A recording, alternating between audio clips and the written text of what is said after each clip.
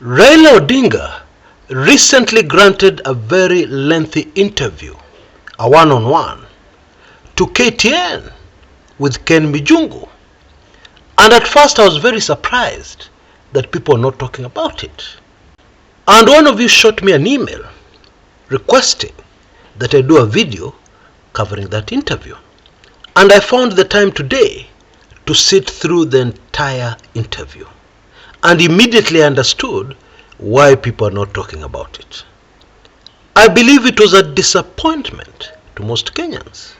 And I also believe that the people who wanted me to do a video wanted me to do one so that I point out things that they may have missed, because I guess many people sensed that they missed something. Now let me just give you the highlights so that you understand what is going on here. Baba saying that he's just waiting for the talks. He's just waiting for the conclusion of the national dialogue talks with UDA and Kenya Kwanza. And the way he's talking, it's like he's very optimistic that something will come out of those talks. I believe now you begin to get the gist. Indeed, those who do not understand Raila well will be forgiven for concluding, after taking in this interview, Raila Odinga, kwisha maneno. So, let's dive deep into this and discover those hidden things in this interview. Try to read the mind of Raila Odinga to understand what was going on here, because people expected the Raila Odinga of Mandamanos accusing the Ruto government, pointing out the things that are going wrong very forcefully. That is not what came through in the interview. Yes, he pointed out a lot of things that are going wrong, yeah, but this was a very soft-spoken Raila Odinga, a far cry from the Raila Odinga Kenyans like to think about.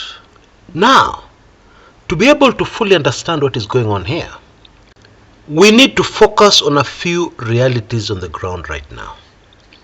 If you are Raila Odinga, for instance, how would you have handled an interview like this one? Considering the fact that the other side are very eager to read your mind as Raila Odinga, they are very eager to discover what your next course of action is, what you're planning next. How would you handle such an interview? And don't forget that surprising your opponents is a very valuable weapon in any fight. Yeah, when you do things that are being expected, even in a game, if you're a soccer player, and every time you do something that the defense, you're a striker and you want to score, that the defense are expecting, you'll go nowhere.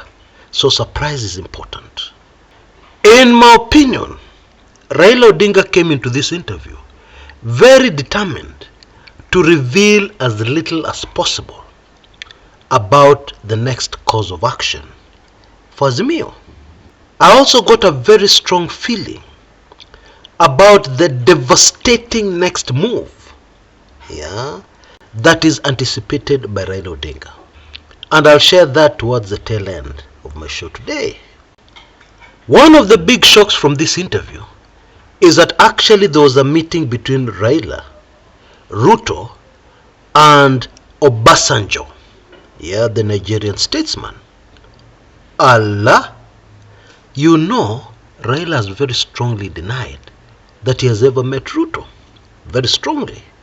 But in this interview, he revealed that they met at a certain place which he didn't name, not in State House, in Mombasa. And he flew in the evening and he left the next morning. And he revealed that in the meeting, there were only 3 people: Ruto, Raila, and Obasanjo. Now, maybe in Raila's mind, this does not qualify as meeting Ruto. But to me, that was a meeting with Ruto. Yeah, yes, there was a mediator, but there was a meeting which took place. In my opinion, Raila completely avoided talking about the next possible moves of Azimio by insisting that he's waiting until the conclusion of the ongoing talks, and even used the talks as an excuse for his silence when Kenyans have been expecting him to speak. Raila has been lying very low, not saying much. Yeah? And he said that he felt that if he said something in his usual style, it would jeopardize the ongoing talks. And that's why he has been silent. You know, I've been following Raila Odinga's politics for decades. Trust me when I tell you that Raila is up to something. Indeed, there's a saying, a favorite of Raila's: ukiona simba imenyeshewa, usifikiri ni paka. When you see a lion drenched in rain, don't make the mistake of thinking that it may be a domestic cat. That could be a very fatal mistake. That's his favorite saying. I believe that is the mode Raila is in right now. And let us go even deeper. I believe he's in that mode because the opponents he's dealing with right now are very powerful people. You know, in this life, if you meet with a very strong opponent, you have to raise your game to even survive. Yeah? And to confirm this, Raila touched on something he has always avoided speaking about. And please correct me if I'm wrong.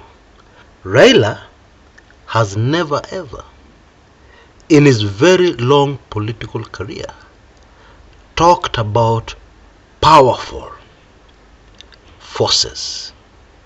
He did in this interview.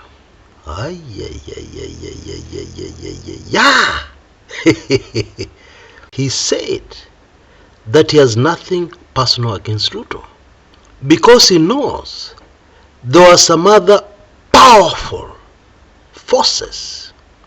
Let me get the exact phrase he used. Subterranean forces. Hiyo ni kizungu mingi sana. But in my opinion, it describes perfectly these forces. Now on your screens right now, I believe you can see the definition of that big word, subterranean forces. In other words, what Raila was saying, Ruto is not the problem. Shida ni hizi forces zingine. Let me just leave it at that. And I read a lot from this. For instance, I am thinking that it is the same forces that have left Raila with no option but to change his tactics, to change his strategy. And I'm also reading something else. I believe that this direction which Raila Odinga has decided to take is what has caused so much tension within the Azimio High Command. And I have reason to believe that many leaders within the Azimio High Command have more or less lost faith in this Raila Odinga strategy. A less experienced politician, of course, would have given up by this time and decided to go with the crowd, what the majority are thinking, what they want. But not Raila. He has decided to stick to his plan. He has decided to continue embracing his new strategy. Now I'm sure you're wondering, what exactly is this new strategy? I'm going to give you a clue. Okay? There is a saying, especially in Mombasa, and it goes as follows: nguruwe ujikaranga na mafuta yake mwenyewe. Okay? Pork cooks very well in its own fat. You know, I really laugh when I hear and I see very educated people, very intelligent people supporting certain government policies, certain moves by Ruto, and saying that they're okay, that they're going to work out. Why do I laugh? Because the results of those moves are very predictable.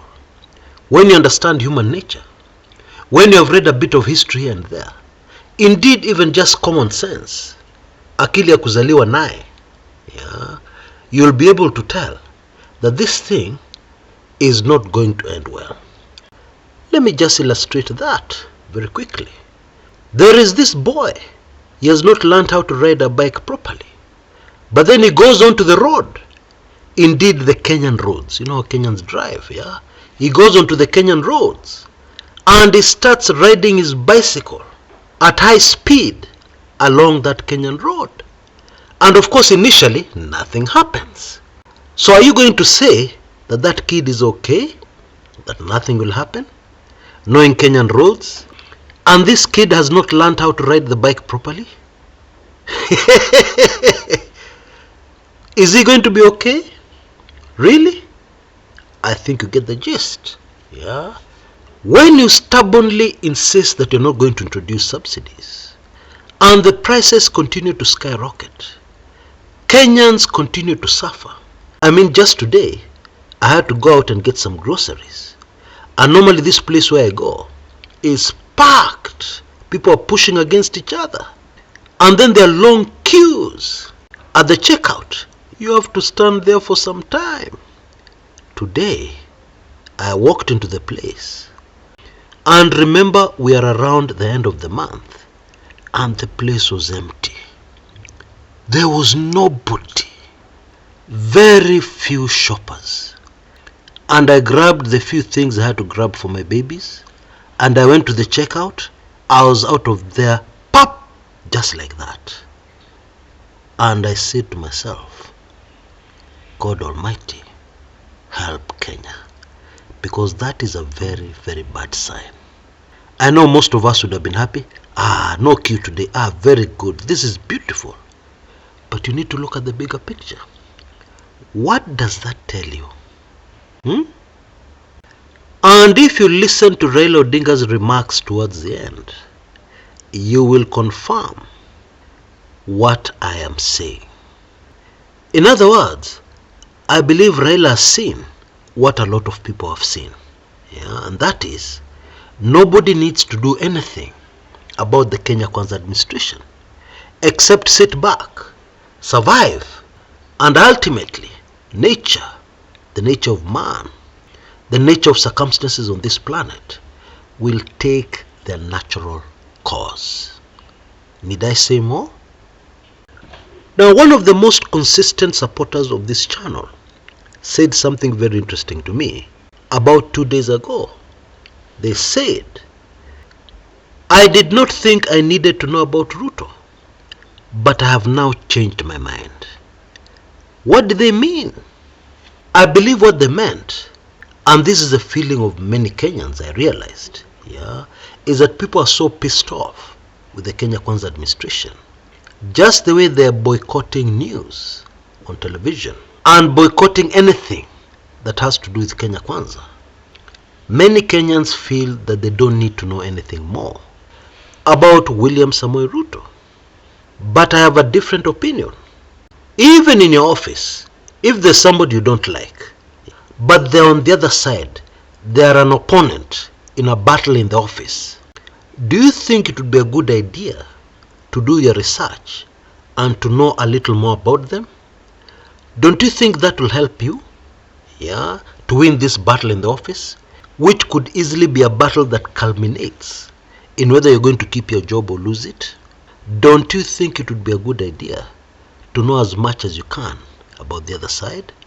It's just like even in a soccer game. The more you know about your opponents, you don't like their tactics, they're rough, you don't like them.